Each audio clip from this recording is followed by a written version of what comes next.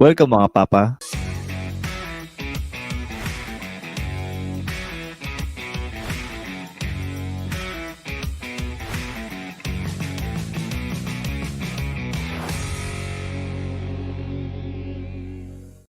Ito po si Ingo. Kasama pa rin natin si Tristan Ting. Yan, Ingo. Ang galing ng ngayon, at least meron tayong intro ngayon. Hindi tayo nagkabiglaan. Kasi hindi pala kanina, nung past episode natin. May kasi yung episode na yun. Uminit yung ulo mo eh. Kung hindi nyo pa napapakinggan yan, yung episode 81, pakinggan niyo yan. Uminit yung ulo ni Ingo dyan eh. Uminit yung ulo ni Ingo, kaya bigla kaming nag-record eh. So, pakinggan niyo yan, maganda yung naging discussion dyan. Itong yung pala Tristan, di ba yung anak mo binata na? Oh, 12. So, magta-13. Nag-ano na ba siya ngayon? Ay, 13. Di raging hormones yan. Oo. May nililigawan na ba siya ngayon? Or may date? Ayan nga, ang ganda nga ng tanong mo na yan, Ingo. Kasi yan nga yung pag-uusapan natin ngayon dito. Ay, sakto Sakto yung tanong mo kasi yan talaga yung naisip ng topic eh. Yan yung pag-uusapan natin, yung kung paano ba nating i-handle yung mga nagbibinata o nagdadalaga. Well, wala tayong resource para sa nagdadalaga. Pero tingin ko pareho lang yan eh. Pareho lang ko mas nakakatakot pag babae. Hindi pare. Ako sa akin ito sa anak ko, ito ngayon. Hindi naman, kasi yung anak ko, tahimik naman siya. Hindi naman siya yung panganay ko. Okay. Tahimik lang siya eh. Tas hindi naman siya yung parang, hindi siya extrovert. So siya, introverted talaga siya. So hindi siya masyadong yung nakikipagkilala, nakikipag-usap. Diskarte. Ang problema, hindi naman siya problema, pero sa school nila, parang yung mga kaibigan niya, sinasabi sa kanya, uy, may crush sa'yo, si ganito. Ang maganda lang sa kanya, kinukwento niya na, sabi ng kaibigan ko, meron daw may crush sa akin, ganito. Hindi daw nila sasabihin daw end of the year, or meron daw may crush sa akin sa ganitong section, pero hindi ko pa nakakausap. End of the year? Oo, sasabihin sa akin end of school year. So ito nga, yung isang sinasabi sa kanya na end of school year, sinabi na nga sa kanya na si ganito yung may crush sa'yo. Yung kaibigan niya, binigay na yung cellphone number niya doon sa babae. Tas yung babae, tinitext na siya ngayon. Wow, bilis Oo, yun nga, ang bilis. So parang, sa akin, sa totoo lang, yun nga, di ba lagi sinasabi, lalaki naman yung anak mo eh. Sa akin ba medyo parang ako na, pa din ako eh. Ikaw pa yung nalulugi. Medyo concerned pa rin ako eh, na parang okay, ba't ganun? Tsaka nung una, kasi nung una tinanong ko dito kay Rigo, sabi ko, ano bang niya? Ano ba yung may crush sa'yo? Anong kulay ng balat niyan? Okay. So sabi ko, ano ba yan? White, brown, black, o ano? Nung una sabi niya, hindi ko alam eh. Ang alam ko lang, mas matangkad daw kaysa sa akin eh. So sabi niya, brown yata, parang ganun sabi niya. Hindi pa rin niya nakikita, tinitext lang daw siya. Sabi ko, nako. Okay, Sabi ko, sige, di brown. Sabi ko, tangina, parang ayoko ng brown. Dapat gusto ko puti.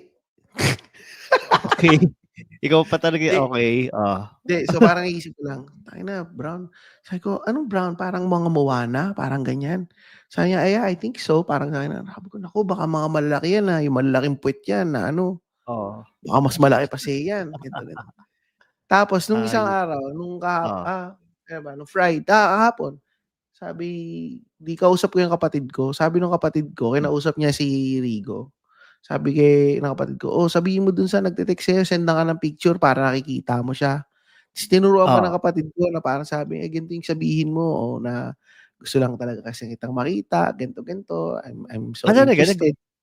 Okay. Sabi, so, Pero hindi gano'n yung ginawa ng anak ko. Sinabi lang ng anak ko na parang, "Sendan mo naman ako ng picture mo para Ah, makita kita."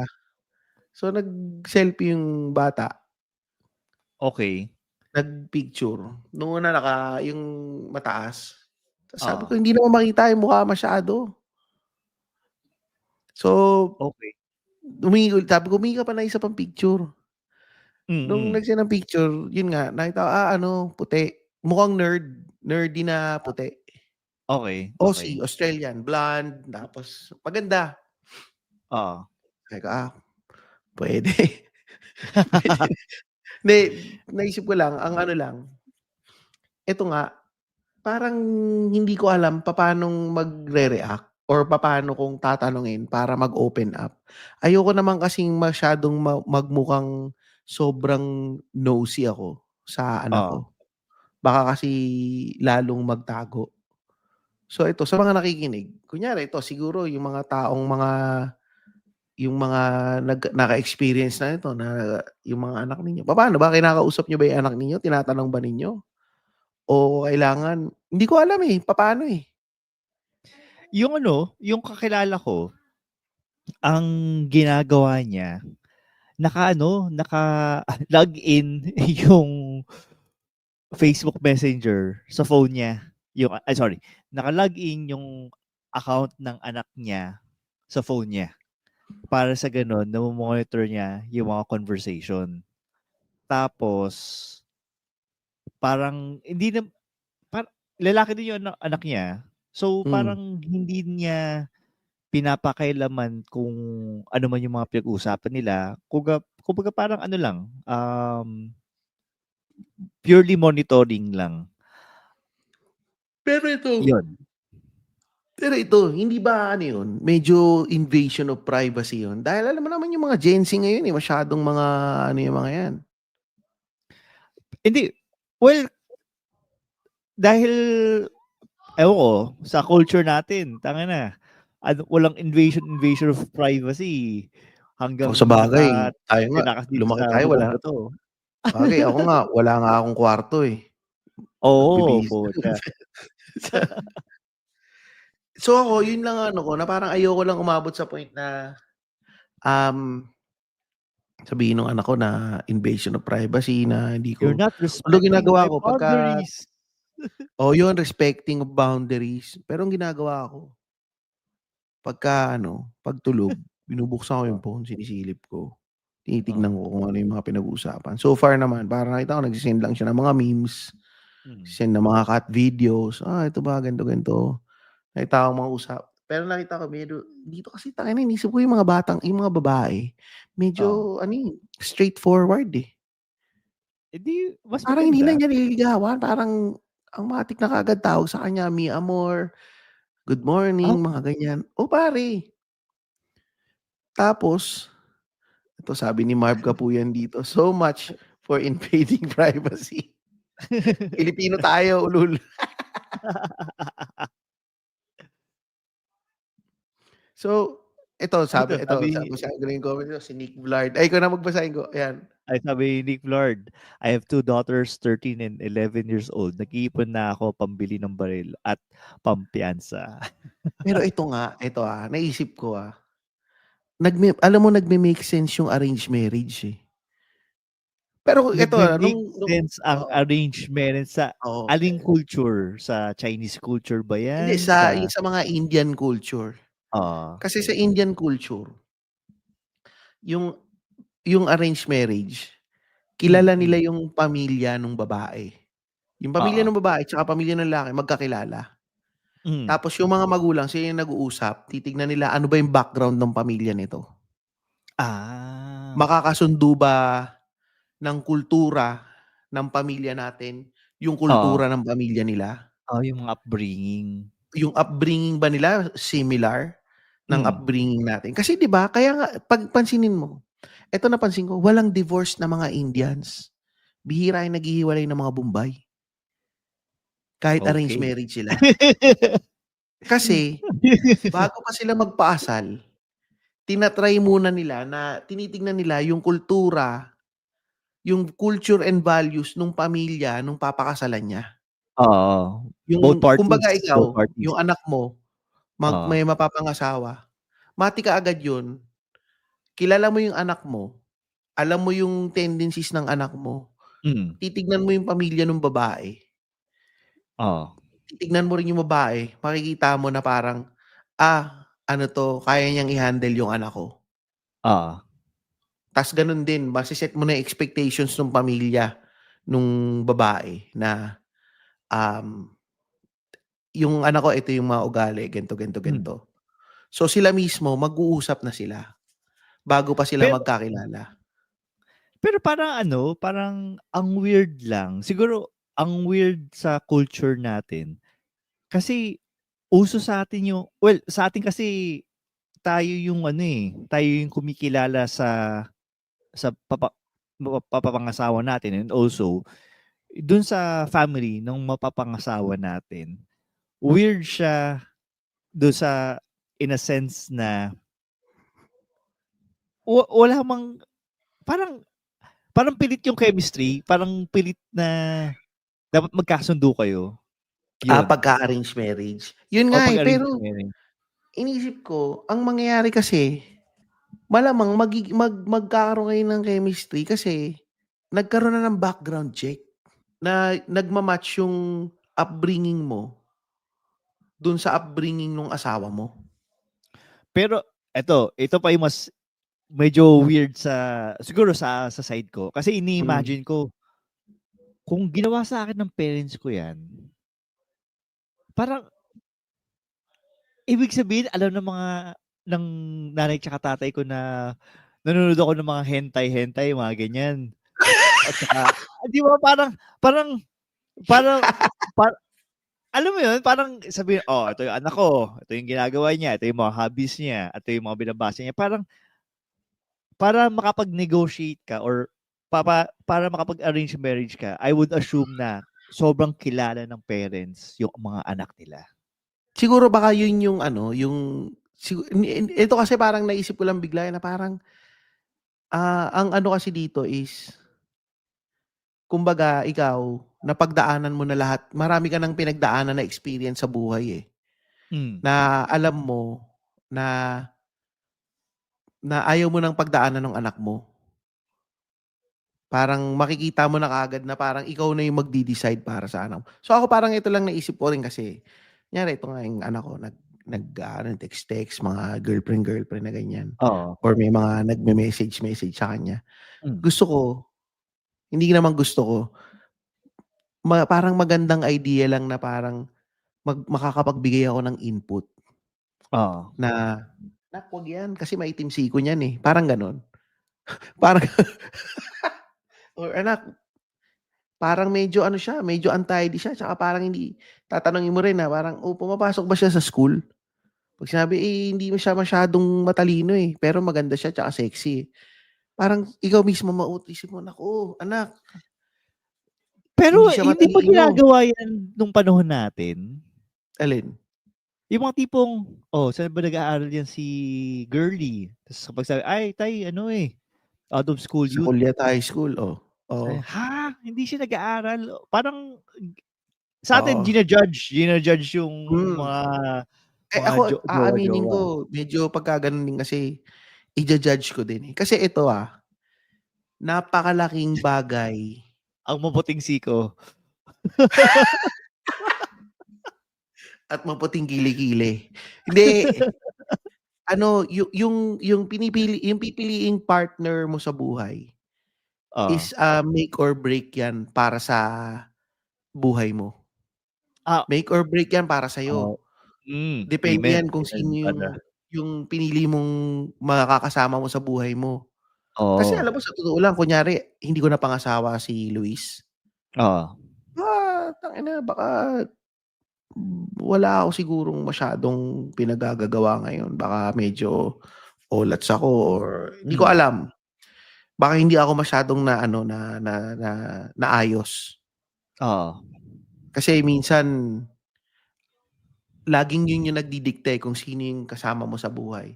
It's either yung Oo. babae or lalaki. Puwede rin kung hindi rin ako napangasawa ni Luis, baka iba rin yung Baka ginagawa niya oo. ngayon, 'di ba? Hmm. So, kailangan ano eh, parang ano siya eh, ano bang masabi? Napaka-importante niyang desisyon sa buhay. Oo, Hmm. fine, 12 pa lang, magta-13 pa lang yung anak ko. Pero alam mo yun, parang gusto ko lang din sa kanyang ipaalam na parang, "Anak, 'pag pipili ka ng girlfriend dapat ano, yung madadala ka niya sa maganda." Oo. Eh, kasi dito yung mga babae ano eh, um, very straightforward, eh. Yung mga sasabihin, "I want to cuddle you when I sleep, blah, blah, blah." Mga gano'n, eh. Ay, putya, delix yun, Mga gano'n, eh. Pag-iisip mo, puta parang, oo, lalaki yun sa'kin. Pero wala akong pakialam kung lalaki yun sa'kin, eh. Nandun ako sa point na parang hindi ko naman sa ayokong ma-expose siya sa gano'n, pero Hmm. gusto ko naman, alam mo yun, pumili ka ng ano, nung makakabuti para sa'yo. Oo, okey lang Pero baka sige, mm. go, sorry. Pero hindi ba too soon to tell yung mga ganyan? Kasi for example, Mm. may yung kakilala ko na may anak na lalaki, nagka-jowa siya, ilang taon na ba sila? Siguro mga 4th year high school. Nung yung basta yung naabutan kong jowa niya, 4th year high school sila. Um, Napabuti siya in a way sa pag-aaral, yung mga kasi yung girl medyo studious eh. Mm. So, lagi siyang nire-remind na, "Uy, may assignment tayo, nagawa mo na ba yung project, blah blah blah, blah blah blah, maging groupmates tayo." So, sa edad nila, sa tingin ko yun yung sinasabi mo Tristan na mapapabuti sila Hmm, na hindi man sila nagkatuluyan, pero at least magka-idea man lang yung anak niya na, napa-level dapat up siya, oo, magle-level up siya na, napa-level up siya. ganito pala 'pag sa isang relasyon dapat pareho kayo nagtutulungan sa mga goals niyo. Eh, dahil Mm, bata sila, yung goals nila is makatapos sa pag-aaral or makabuti oo. sa pag-aaral. Yung hindi ka ba aakayin sa, although ayun nga, too soon to tell. So, Mm, hindi ko pa rin alam, hindi pa rin naman sila nagkikita ng babae, pero siyempre nakita oo, ko laging ka-text. So, hindi ko pa mm. nache-check ulit, eh. Baka bukas ng umaga, check ko ulit 'pag tulog siya. Naka-face ba, recognition yun? Tinatapat mo lang yung mukha niya, gano'n? Hindi, alam ko yung password, eh. Tsaka Ah, nandun na okey. yung mukha ko sa phone niya, eh. Okey. Oo nga naman. So, pero ano na Ah, yan, so given na yun. So, che-check ko kung ano na mga pinagsasasabi. Pero yun nga, meron akong fear na hmm, hindi ko rin naisip na magkakaroon ako ng fear na ganito, eh, na, baka magka-shota ng bugok 'to, Parang gano'n, eh. Hindi ko maano, eh, na lagi ngang sinasabi ng mga kapatid ko, "Oh, naku si Luis, hindi pa yan ready si Luis. oo, Naku, hindi mo na baby yan, Luis." Laging si Luis yung sinasabi na baka ano. oo. Si Luis chill lang siya, eh. Hindi, okey lang. Ako yung mas ano, So, ikaw hindi maka-let go sa anak oo, ako mo? yung medyo mas praning ako. Mas parang sa'kin kasi, nandun ako sa point na yung feeling ko nga mali ito, eh. Oo, Ayokong magkamali sila, na hmm. gusto ko nandun ako para alalayan sila. To the Pe point na hmm, ayokong madapa sila, parang gano'n, sa buhay. pero 'di ba naranasan naman natin yung ma-heartbroken? Yun nga, eh. Hindi ba part of growing up yung Yun ma-heartbroken, nga, eh. Tristan? Yun, actually totoo nga yun, eh. Yung sinasabi ko rin yan sa sarili ko, na dapat pabayaan mo siyang magkamali kasi diyan siya matututo. Tapos Oo, may bumubulong din sa'kin, papaano kung hindi oo. siya matuto sa pagkakamali niya, paano kung tanga siya? Parang gano'n. May bumubulong talaga sa'kin na gano'n, na gusto mo, akayin mo lang sila na, pero ako alam ko sa sarili ko na dapat hindi ko 'to ginagawa. Dapat pabayaan ko lang sila na May magkamali ko sila, madapa may sila at control umangat issues sila. ka, Tristan. Oo, parang gano'n. Meron akong control issue siguro na parang, "Tangina, mali ito." So ako pare, pinipigilan ko yung sarili ko na ano, na mag-react or magbigay ng mga opinion about sa ganyan na dapat ito yung gawin mo, Wala, hindi. Eto nga sabi ni Marv Kapuyan 'no, let them spread their wings. Tama nga naman yun. Pero yun nga nahihirapan akong gawin yun. Yung bunso ko, parang tawag ko pa, 8 years old na yung bunso ko ha. Tawag ko Oo. pa rin sa kanya, baby, ganto, let me carry you, my little baby, ganyan. So parang sobrang baby pa rin sa akin yung bunso ko. Na Oo. parang minsan naisip ko, tangina, tanda mo na eh. Pero ba't baby pa rin tawag ko sa'yo? So yun, parang, ewan ko, kaya nga sabi ko, parang maganda pag-usapan to. Kaya nga naisip ko rin bigla na, parang maganda talaga yata yung arranged marriage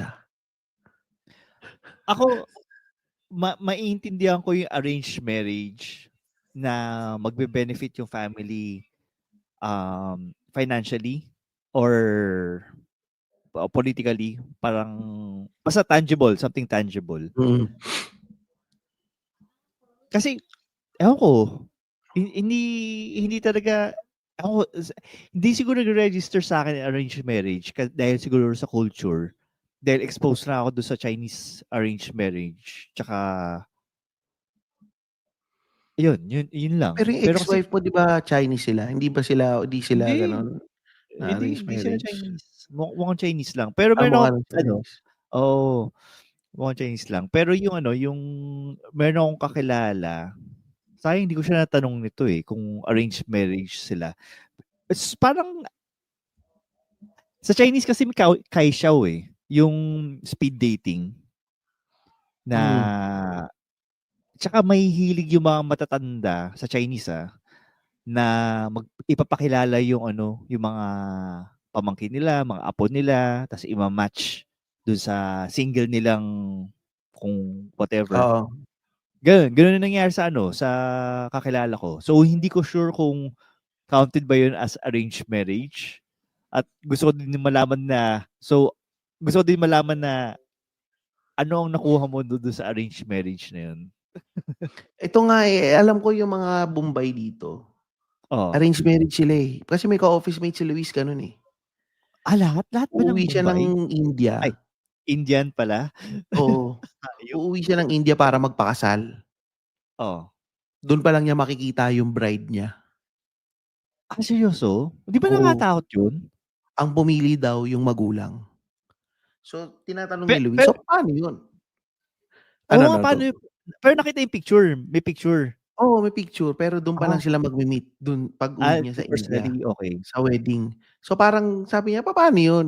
Sabi, "Papaano kayong magkakasundo?" Ganyan, ganyan. Ang sabi daw sa kanya, kasi nga since yung mga magulang yung nag-usap, ang nangyayari is nagko-compare notes sila ng upbringing nung mga anak Hmm. at kung ano yung values ng each family. Oo. So parang kung ano yung values ng pamilya mo versus sa values ng babae, dun nila tinitignan yun kung magma-match ba sila. Magja-jive ba? Kung papaano yung pagpapalaki sa'yo. Na parang naisip ko nga bigla na parang oo, nagme-make sense na kunyari ang pagpapalaki sa'yo is in a certain way, tapos yung napangasawa mo pareho rin yung upbringing sa kanya, hindi kayo masyadong mahihirapan ng ng pag-a-adjust Oo. sa mga first years ng marriage. Kasi mangyayari rin nandun din yung suporta nung family ninyong dalawa sa inyo Kasi magkasundo Oo. Walang mga biyenan na magkakaaway or Oo. biyenan na hindi mo gusto. Kasi makikita mo, yung values mo is pareho rin ang values ng biyenan mo. Parang ganun daw sa India.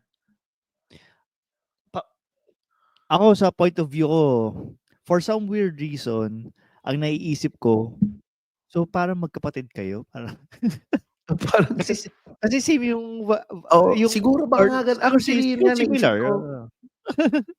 Eto nga, parang fini-filter na ng parents na kung magtutugma yung mga anak nila. Parang ganun. Siguro kasi baka mother knows best, ganyan. So baka gano'n and baka hindi rin talaga natin sila mage-gets kasi nga siyempre yun nga tayo iba tayo kasi binibigyan tayo ng laya para pumili ng mga sarili nating mga partner. Na ako na naman gano'n din naman yung gagawin ko sa mga anak ko na Hmm. bibigyan ko na bigla lang sumagi sa isip ko na parang, "Tangina maganda talaga yata yung ginagawa ng mga Bombay, Kasi Pe may pero may to be say fair sila sa mapapangasawa ng anak nila." Pero Tristan, may naalala ako, yung mga kinakasal na mga Bombay or mga Indian, virgin pa mga yan, pareho, lalaki tsaka Hmm. babae.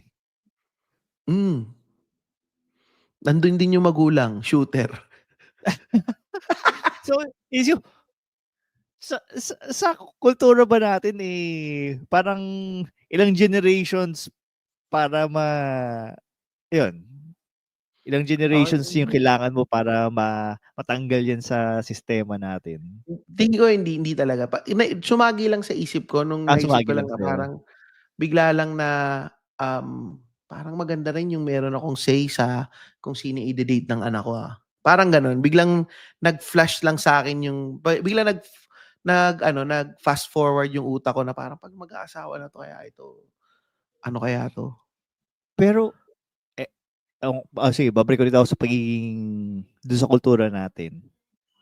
'Di ba yan yung mga silbi ng mga tsismosa nating mga kamag-anak? Yung mga sasabihin nila, "Ay, si Ingoy yan ba yung bago niyang jowa? Ay, ang pangit pala, maitim ang siko, 'di katulad ni" gano'n. O 'di ba, parang Oo. in a way yun yung yun yung sinasabi mo na may quote unquote say sa jowa. Oo, yun nga. Parang naisip ko para kasing ganito lang yan, kunyari nakita mo may kapatid ka, ta's Hmm, nakita mo yung girlfriend ng kapatid mo hindi naman siya inaalagaan, oh, pero yung kapatid mo bulag na bulag dun sa jowa. 'Di ba, oo, kunyari oo. nakita ka nung kapatid mo, nakita ka hindi siya inaalagaan. So, parang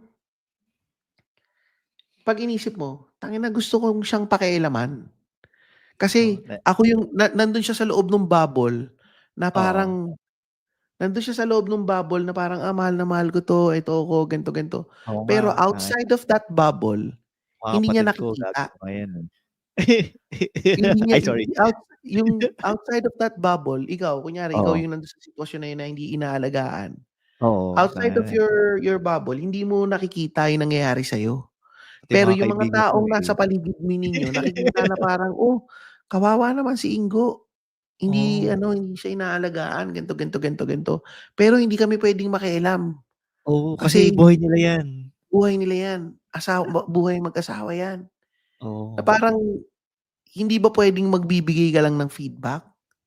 Kunyari ako, as a parent na lang kunyari, makita ko yung anak ko, "Puta, yung anak ko kinakawawa, inaalila 'to ng babae, pero sunod oo, naman 'to ng sunod."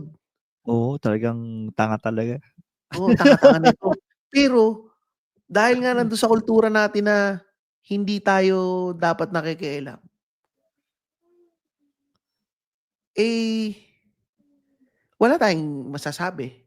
Kasi ang mangyayari is 'pag nakialam ka, mahihirapan yung anak mo to balance out yung relasyon niya dun sa babae and yung relasyon niya sa'yo. Oo. Yung kadalasan reklamo ng mga ng mga partners sa biyenan nila na ayun, ma pero oo nga, parang lahat talaga kailangan talaga ng balance. Ah, Kailangan talaga parang hindi yun nga, parang ako lang yun lang talaga bigla na ano ko, na parang tangina. Although too early to tell naman talaga. Masyado lang akong ano, masyado lang akong nag-o-overthink siguro dun sa ganito. Kasi nga hindi yun nga, wala pa akong experience na ganito na parang meron akong anak, ta's yung anak ko nakita ko may mga ka-text, may nililigawan or ano. Tsaka putang ina alam mo sa totoo lang, nagtataka ako ba't may magkakagusto dito sa anak ko, Kasi hindi naman siya nagsasalita, Napakatahimik niya, tahimik lang, nasa school lang nag-aaral, hindi naman siya nag-i-sports. Parang tangina ba't may magkakagusto sa'yo na parang nag ay, naisip 'di ko, ba nga putang yung mga tahimik sila yung matinik. tangina naman, di ka naman masyadong machika, parang ba't gano'n so naisip ko na, Ano okey basta baka ma-appeal ka lang siguro. Hindi, siguro kasi ngayon, baka ngayon kasi talagang masarap maging Asian ngayon, sa isang western country. Dahil salamat yan sa mga Koreans. Biglang naging cool maging Asian. So, yung Kaso mga nga white lang girls, gusto mga nila yung mga Asians. mga white gusto ng island souvenirs. Or gusto nila ng mga island souvenir. Oo nga, baka kasi nga exotic siya, no? Gusto siya ng mga puti. So, parang although, kudos naman kasi sa kanya. Kasi hindi siya yung parang tayo nung mga bata tayo, eh. Hmm, Hindi tayo nagsasabi sa magulang natin. oo. Yung 'tong anak ko nagsasabi. Hmm. Sinasabi yung nagkukuwento siya 'pag, sinabi sa'kin na ganito, meron daw may crush sa'kin na ganito, ganyan, ganyan, ganyan. Tsaka parang madaming nagkaka-crush sa kanya, na parang lagi siyang may kinukuwento na gano'n, Wait, na parang gulat meron na daw may gulat crush sa ka? kanya. Hindi ko kasi Eh, ma-imagine, eh. kasi So, Tristan, Mr. IT ka nga, eh. Tapos siyempre mamamana yan ng ano, ng so parang ibang ako, parang generation. hindi ko ma-imagine. Kasi nga naisip ko tahimik naman siya, ganito, ganito. Naisip ko mga dati baka hindi magka-shota 'to kasi hindi siya masyadong madaldal, eh, kaya nga hindi siya Oo, makuwento. Pero yun nga parang tangina biglang although yun nga, sabi nga nila dito mysterious nga daw kasi yung mga tahimik. So, oo, kaya gano'n siguro. Pero ano lang, yun lang mga tinatanong ko, papaano kunyari nakita mo yung may crush sa'yo? Mga gano'n lang mga tanong ko, yung mga simpleng tanong na, paano 'pag nakita mo mga yung may crush hypotheticals, sa'yo? Paano kung oo, ano, kung kaya sabi ko, paano kung ano, kung maitim? Sabi ko, paano kung mga mukhang African? Ano, sabi niya, talagang "Eh, di ano, we will be friends." Mga gano'n. masyadong Papaano specific, oo, o kaya papaano kung ano, kung mataba? Sasabihin, Oo. okey, I'm gonna pass, gaganon siya. I'm gonna pass, gaganon yung ano ko. So, papaano? Kunwari mga puti, sexy, ganyan.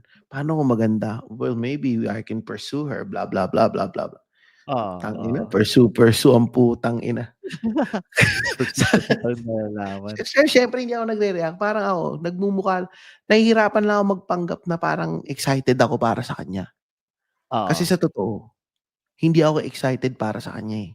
Kasi naisip ko lagi, bilang magulang and bilang may mga bagay na minsan nakita natin na parang masarap maging single, eh, para i-enjoy mo yung buhay mo and gawin mo yung gusto oo. mo.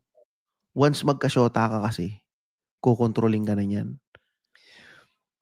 Wag mo kasi ipasa yung past experience mo sa ano, hayaan mo silang ma-experience yung mga bagay-bagay. Pero 'no, baka nga kasi 'di ba kakasabi ko lang 'no, 'pag nagka-shota ka kokontrolin ka na niyan. Oo. Kasi hindi na kita makokontrol. 'Di ba baka tina-try ko maging self-aware, eh, na parang baka naman kasi nga dahil nga gano'n na hindi ko na siya masyadong makokontrol. Pagka meron na siyang pagka nakaamoy na siya ng pekpek, siyempre mabango Oo, yung amoy ng mga pekpek, oo. nahi-hypnotize yung mga lalaki diyan. Nakakalimutan nila yung magulang nila. Pero pero actually totoo 'yan, kasi yung ano, yun din yung fear ko sa anak ko. So, yung anak ko may special needs. Ano, before iniisip ko na, dadalhin ko kaya sa ano, sa spa school yung anak ko para ma-experience niya kung papaano makipag-sex. Kaso nga lang baka mamaya isipin niya normal lang na ano, na makipag-sex bigla-bigla na walang bini-build na relationship or kung ano man. So, parang parang hindi na lang. So, baka Oo. nga tama nga Tristan, baka mamaya makaamoy lang ng pheromones ng mga babae, maano na siya, Oo, mabaliw 'di na. ba? Pero pero sa ating mga lalaki gano'n talaga, eh, pagka nakaamoy tayo ng mga babae, ano, eh, Parang hindi manyakan nakaamoy, lang yan. mali, mali. Yung 'pag na-inlove tayo, Oo, binibigay natin yung kontrol ng buhay natin sa kanila, eh, na oo. medyo nagiging ano yung ano natin, yung pagdedesisyon natin, eh, Medyo tanga na. hazy. Nagiging hazy Oo, yung vision natin. So, ang mahirap kasi diyan is papaano kung hindi magandang influence Ah. So, kunyari ikaw nakikinig ka dito na ito sa mga listener, kung nandun ka sa tamang tao, okey yun. Kasi Oo. alam mong dinadala ka ng asawa mo sa mga tamang bagay. Eh, papaano Hmm. kung, na-in-love ka sa hindi ka dadalhin sa tama, na nilalayo ka sa parents mo, sa pamilya mo, na parang 'pag imi-meet mo yung pamilya mo nagagalit kasi hindi nila gusto yung pamilya mo. Hmm. Parang ikaw sa sarili mo hindi mo yun nakikita kasi ang nakikita mo lang is all good sa kanya. Pero Oo. at the end, parang ang nangyayari, blindsided ka sa mga ano, sa mga desisyon mo sa buhay. Oo. Kasi nga nagmamahal ka, eh. Ako nandun lang alam mo sa sobrang pag-o-overthink ko nito na dahil lang may parang may ka-text nung anak ko, kung ano-ano yung naiisip ko, eh. Kasi parang biglang nagkaroon ako ng mga senaryo sa utak ko. Pero alam mo Tristan, saktong-sakto yung ating topic last week or yung last episode na may time ka na in general, enjoy life bago ka maghanap na ng stability sa buhay mo. So, feeling ko naman nasa edad pa naman yung anak mo na, sige, enjoy ko muna, uma kumuha ko muna kung whether joy or trauma diyan sa gagawin mo. Oo. Siguro nga dapat lang ma-experience din niya, eh. Yun nga, eh, Oo. kailangan kong sabihin sa sarili ko 'to, eh, na dapat ipa-experience mo muna 'yan sa anak mo. Oo Kung naman. if he's gonna experience heartbreak, normal 'yan. Kailangan ko Mm. lang siguro na ano, to be present to support kung magkakaroon siya ng heartbreak. At kung hindi man magiging heartbreak, kung meron mang victory dun sa ano niya, sa relationship niya or kung ano man, dapat nandun din siguro ako to celebrate Oo. para maging ano Yes. din,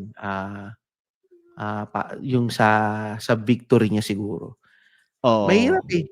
Pero sa totoo parang hindi ko nakikita na magiging masaya ako, eh.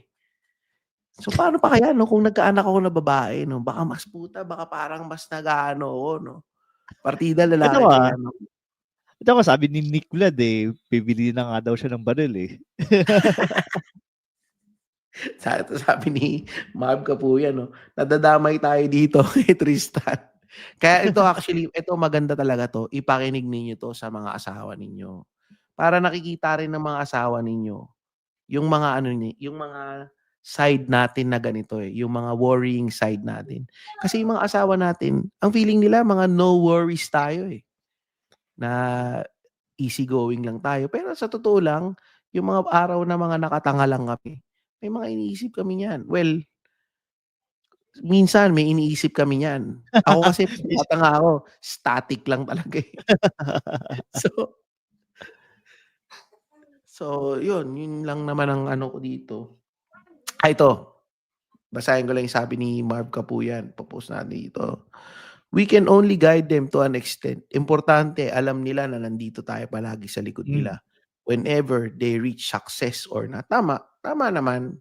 Oo, Kailangan ko tama. 'yan sabihin talaga sa sarili ko dahil medyo tama ka nga, Ingo, meron akong control issues. Oo. Pero ayun, alam mo may mga bagay talaga na kaya mong kontrolin. May mga bagay na hindi mo kayang kontrolin. Pero sa mga bagay na kaya mong kontrolin, katulad ng kape na iinumin mo, bumili ka na sa Origins MNL kasi sumusuporta ka na sa ating kaibigan na si Vince Santos ng The Broden. Sumusuporta ka pa sa mga local farmers Local dito sa farmers. Pilipinas. Oo, nasa ano 'yan, available 'yan sa Lazada. Tsaka ano din, speaking of supporting local, ito rin yung Ketorific PH, kaibigan namin 'yan. Kung nagda-diet ka, yung mga keto diet, ano 'yan, available sila sa Grab, tsaka puwede ka ring umorder through Facebook. So, Hmm. Ketorific PH. Yung link niya nandito 'yan sa episode description. Tsaka siyempre yun nga, isa pang kaibigan din namin is si DNA Dermatology. So, diyan nagpapagawa ng kilay si Ingo. Oo, micro blading. Oo, tsaka Parang kay nagpapatanggal Jesus yang Cordero. ng ano yan, ng eye bags diyan kay Doc Dine. Madali lang naman pumunta do'n sa Lipa. Skyway lang, Oo, eh. Madaling Skyway. makita yung ano nila, yung clinic nila. So, yun. Tsaka suportahan niyo yung Topak and Tantrums. Yan, isang example yan na nakapili ng tamang tao, si Kian Oo. Arlegui. Sa Kaya katauhan ni congratulations. Geraldine. Congratulations Congratulations sa Kian, pagpo-propose mo, Kian. Alam ko magpo-propose ka na soon, eh. Pressure. Gago. Pero yun, i-support ninyo yan, The Broden Podcast, Topak and Tantrums, tsaka yung Dimsilog Podcast. Yan.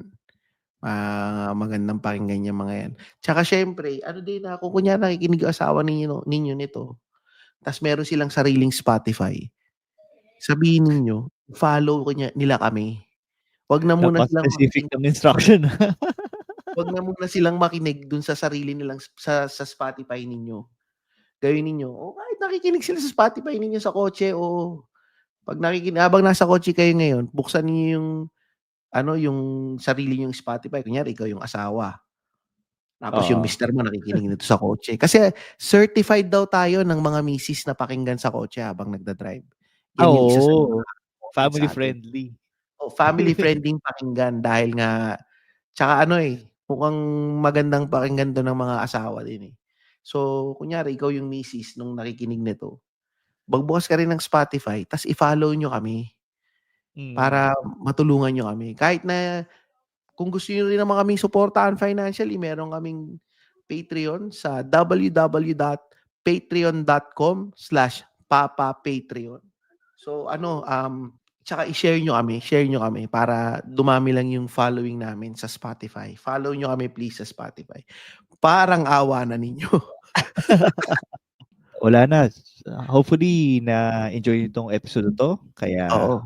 salamat mga papa. Ay, idadagdag ko pala, sorry. Magta-twice a week na kami ng release ng mga episode pala. So, What? Magta-twice a week na tayo. oo, kaya sana i-follow nyo kami sa Spotify. Paulit-ulit kong sinasabi to, i-follow nyo kami sa Spotify. Salamat mga papa.